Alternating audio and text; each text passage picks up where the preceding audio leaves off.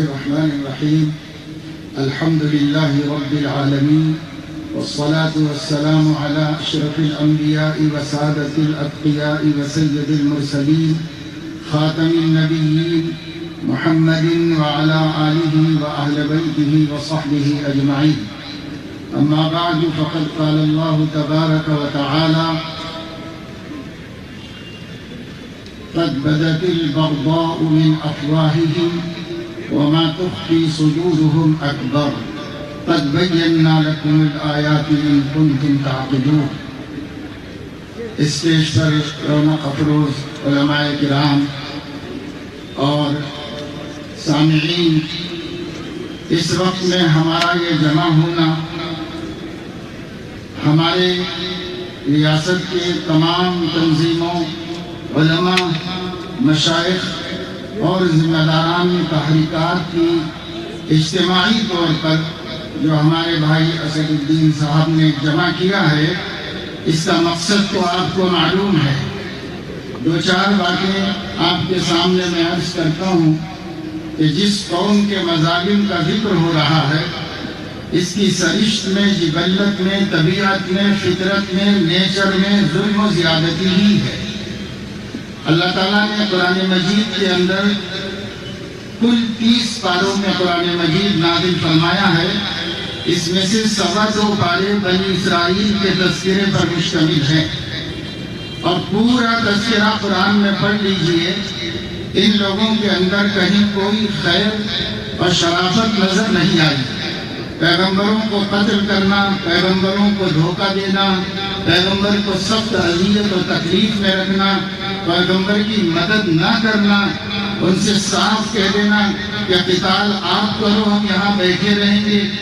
اسی طریقے سے ان کی وجہ سے سیدنا موسیٰ علیہ السلام کو ان کے ساتھ 40 برس تک وادی تیہ میں سرگردہ رہنا پڑا۔ حضرت موسیٰ علیہ السلام نے تکلیف پر تکلیف، تکلیف پر تکلیف اٹھائی، اور یہ قوم کبھی بھی ان کے ساتھ وفا اور خیر خواہی نہیں۔ اس قوم کی تاریخ میں قسمت میں نبیوں کا قتل ہے، اس قوم کی تاریخ کے اندر نبیوں کی اذیت رسانی ہے۔ یہی وہ قوم ہے جو خاتم الانبیاء، امام المرسلین، محبوب کبریا، سیدنا و حبیبنا حضرت محمد صلی اللہ علیہ وسلم کی تشریف لانے کے بعد بدترین قسم کی عداوت، بغض و عناد کا معاملہ کیا۔ انہوں نے ہی اپنے دربار میں حضرت عیسیٰ علیہ السلام کو صلیب پر چڑھانے کا فیصلہ صادر کیا، اور انہوں نے ہی حضرت محمد صلی اللہ علیہ وسلم پر دیوار گرانے کا منصوبہ بنایا، آپ کو پتھر کے نیچے دبا دینے کا منصوبہ بنایا، آپ کو زہر کھلا کر دنیا سے رخصت کر دینے کا منصوبہ بنایا۔ یہی وہ قوم ہے ترین اذیت و تکلیف دی۔ اللہ کے نبی صلی اللہ علیہ وسلم نے جرائم کے ثابت ہونے کے باوجود شخصی طور پر اپنی ذات کے لیے ان سے کوئی انتقام نہیں کیا، ان کو ان کے حال پہ چھوڑ دیا۔ لیکن یہ قوم جس کے بارے میں قرآن مجید میں بتایا ہے کہ یہ لوگ سنگ دلی کے عذاب میں مبتلا کر دیے گئے ہیں۔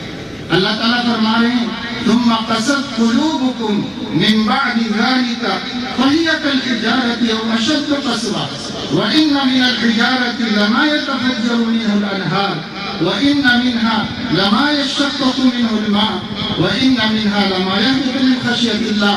اللہ نے فرمایا بنی اسرائیل کے دل نبیوں کی نافرمانی کرتے کرتے اور نبیوں کی دل آزاری کرتے کرتے اتنے سخت ہو گئے، گویا پتھر سے بھی بدتر۔ اللہ نے فرمایا بعض پتھر وہ خشیت الہی سے پھٹ جاتے ہیں، بعض پتھر خشیت الہی سے روتے ہیں اور چشمے پانی کے ابلتے ہیں، بعض پتھر اللہ کے ڈر سے لڑک کے اوپر سے نیچے آ جاتے ہیں۔ لیکن یہ یہود، یہ بنی اسرائیل، ان کے دل نرم نہیں پڑتے، ان کے دل اس سے بھی سخت ہیں، اس سے بھی بدتر ہیں۔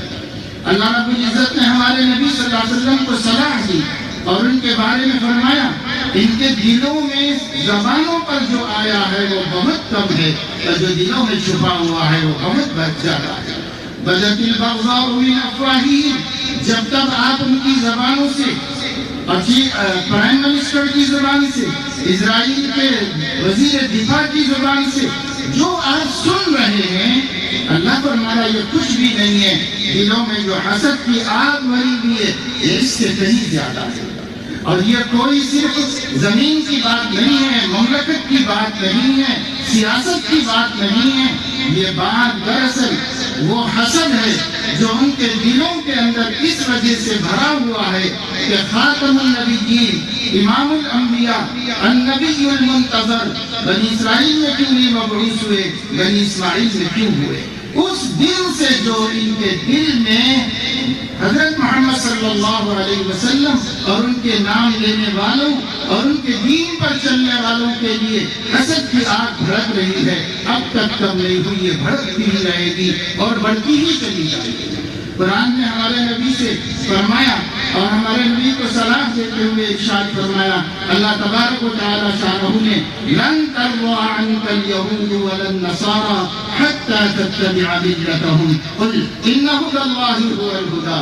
اے میرے پیارے نبی، یہ سمجھوتے کرنے کے لیے آتے ہیں تو آپ کا دل سمجھوتے کی طرف مائل ہو جاتا ہے کہ آپ امن پسند ہیں اور سمجھوتے کو قبول کر لینا چاہتے ہیں، لیکن ان کے بارے میں میں آپ کو عالم الغیب ہونے کی حیثیت سے، دلوں کے حال کا جاننے والا ہونے کی حیثیت سے بتا رہا ہوں کہ یہ اپنا دین چھوڑنے تک مسلمانوں سے راضی ہونے والے نہیں ہیں۔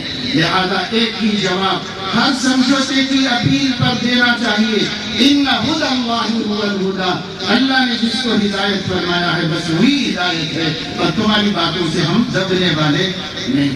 لیکن اگر عرب کنٹریز، مسلم ممالک کے حکمراں، سربراہان مملکت اللہ کی ان ہدایتوں پر، قرآن کی ان رہنمائیوں پر عمل کیے ہوتے اور کسی قسم کے سمجھوتے نہ کرتے تو وہ محدود ہو جاتے، اور جب محدود ہو جاتے تو ان لوگوں کو یہ جرأت نہ ہوتی کہ وہ مسلمانوں کو ڈھونڈ ڈھونڈ کر ماریں اور اپنی بستی میں بھی چین سے رہنے نہ لگے۔ اسی سنجیدگی کا نتیجہ یہ ہے میرے دوستو کہ یہ جو لوگ، جن لوگوں نے ان کو دنیا دھتکار دی تھی تو اپنے سینے کشادہ کر کے اپنی زمین کے اوپر مہمان بنایا تھا، تو ان لوگوں کی کمی نہیں اور ان لوگوں کی شرارت کا یہ حال ہے کہ اپنے میزبانوں کو گھروں سے بے دخل کر کے انہیں نکال باہر کرنے کی سازش کرتے ایک چھوٹے سے خطے میں محدود کر دیا اور وہاں بھی چین سے رہنے نہیں دیتے۔ تو میرے کہنے کا حاصل یہ ہے کہ قرآن کی روشنی میں اس قوم سے کوئی بھلائی کی امید نہیں کی جا سکتی۔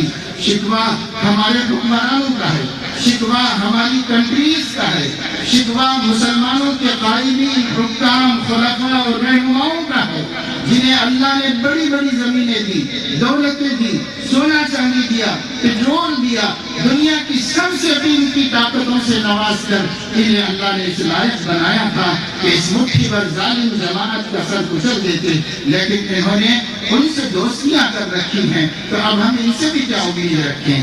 ایک مختصر سی بات میں آپ کو بتاتا ہوں، کسی زمانے میں بادشاہ نے بیمار ہو گیا تھا تو اس سے کسی نے کہا کہ ایک نوجوان ہمارے حوالے کیجیے، خوبصورت، صحت مند، شریف النسب نوجوان کو بھیٹ چڑھایا جائے گا تو آپ کو صحت ہو جائے گی۔ جب یہ بات بادشاہ کو مشورے میں دی گئی تو بادشاہ نے کہا ایسا آدمی تلاش کرو۔ ایک ایسا نوجوان دیہات میں مل گیا۔ بادشاہ نے کہا اس کے ماں باپ کو خوب دولت دے کر راضی کر لو۔ ماں باپ راضی ہو گئے پیسہ لے کر بیٹا دے دینے کے واسطے، وہ اپنے بچے کو دے دیے اور اسے لا کر دربار میں پیش کیا گیا۔ بادشاہ نے کہا کہ قاضی سے فتویٰ دو۔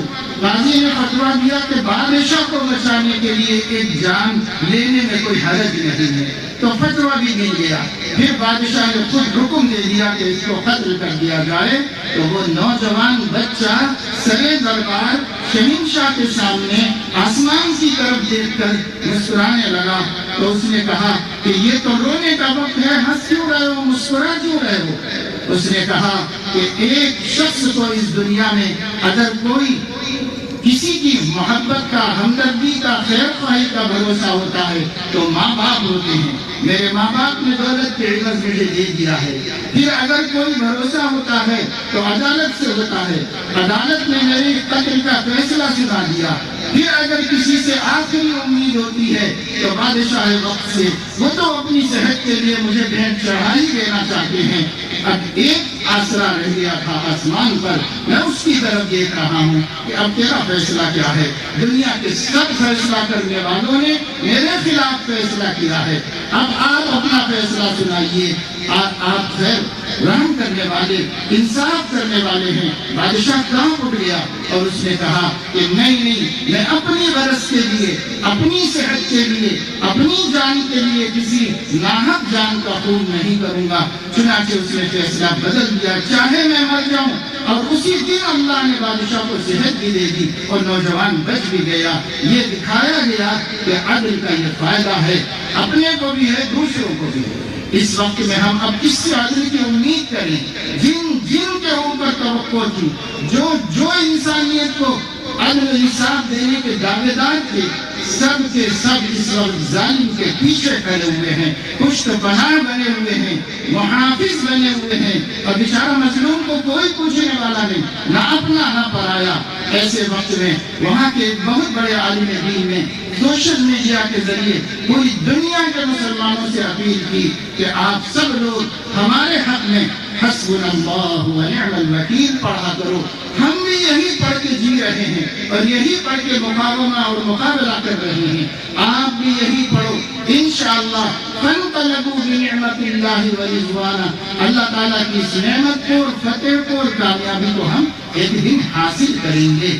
شکست اور فتح یہ لڑنے والوں کی قسمت میں ڈول کی طرح ہے، کبھی ادھر کبھی ادھر. لیکن ہمیں یہ دیکھنا ہے کہ ہمارا رویہ ان کے ساتھ کیا ہے.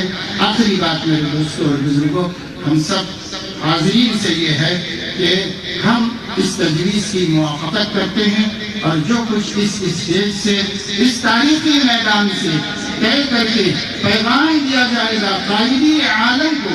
ایک درخواست ہماری یہ ہے، جتنے مذہبی قائدین، ادارے، تنظیمیں ہیں، سب مل کر ایک جامع محضر بنا کر کے تمام سربراہان ممالک اسلامیہ کو ملی اور ان کے سامنے بھی رکھیں. آپ پر ایک ذمہ داری ہے. ہندوستان کا مسلمان مجبور ہے، ڈائریکٹ کوئی مدد بھی نہیں کر سکتا، مگر آپ کو آپ کی ذمہ داری یاد دلاتا ہے. ہمیں ذمہ داریاں یاد دلانا چاہیے. ہم اپنا پیغام وہاں تک بھی پہنچائیں اور اقوام متحدہ اور عالمی عدالت انصاف اور ہیومن رائٹس اور کیا کیا دنیا میں بنا رکھے ہیں، لیکن کوئی بھی اس وقت میں موجود نہیں. ہم سب سے اپیل کریں گے اور ہماری تجاویز پیش کریں گے. اللہ تعالیٰ اپنے فضل و کرم سے اس اجتماع کو کامیاب اور بامقصد بنائے. اور میں اپنی جانب سے اور جمعیت علماء تلنگانہ و آندھرا پردیش کی جانب سے اس پروگرام کی، اس احتجاج کی، اس منظم اور پرامن احتجاج کی تائید کرتا ہوں اور تجاویز کی تائید کرتا ہوں. اللہ تعالیٰ مجھے آپ کو سب کو حوصلہ و ہمت اور سیدھے راستے پر ثبات نصیب فرمائے. آمین. وآخر دعوانا